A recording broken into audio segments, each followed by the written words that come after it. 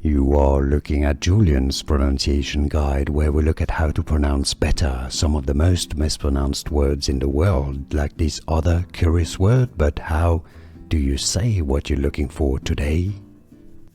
We are looking at how to pronounce these names, as well as how to say more confusing names, including from Norse mythology, so stay tuned to the channel to learn more interesting pronunciations. Kvasir. Kvasir is how it's said. Kvasir. And now you know more videos for you here to learn more correct pronunciations. Like this video if you found it useful. Thanks for your support and thanks for watching. Here are more videos on how to pronounce more confusing words and names too many mispronounced. Like this video if you found it useful. I appreciate your support. I'll see you soon and thanks for watching.